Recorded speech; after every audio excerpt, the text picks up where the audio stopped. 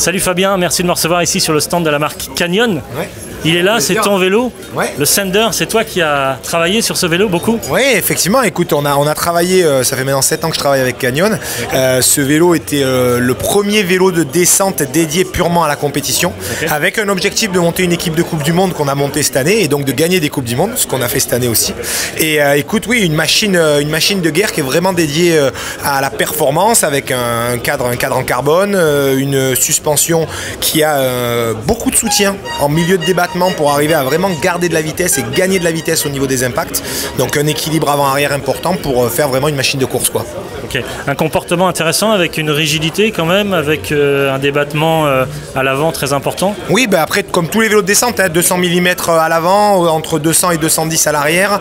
Donc vraiment une machine de compétition avec bien évidemment des gros disques anti-déraillement et tout ce qu'il faut pour à la fois faire du bike park mais faire aussi de la compétition en descente.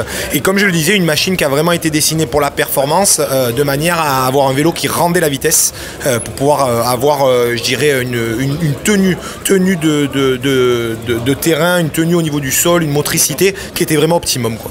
Donc toi, tu as travaillé essentiellement sur la géométrie du cadre. Tu as travaillé sur quoi? Ou sur l'équipement aussi? On a travaillé sur la géométrie, sur toute la cinématique aussi, donc la courbe de compression et le fonctionnement de la suspension même, et bien évidemment la géométrie derrière dont je suis assez spécialiste avec l'expérience que j'avais eue de par le passé. Et du coup, ouais, une machine qui est vraiment au top et dont je suis assez fier. Okay. Beaucoup d'allers-retours, des tests sur le terrain, et c'est ça qui fait aussi le... C'est un vélo qu'on a abouti en 4 prototypes. Donc en général, on part avec du tuyau de chauffage, ce qu'on appelle, c'est-à-dire que c'est vraiment basique. On a fait des points de pivot virtuels qui nous permettaient en fait de pouvoir régler et faire différents essais.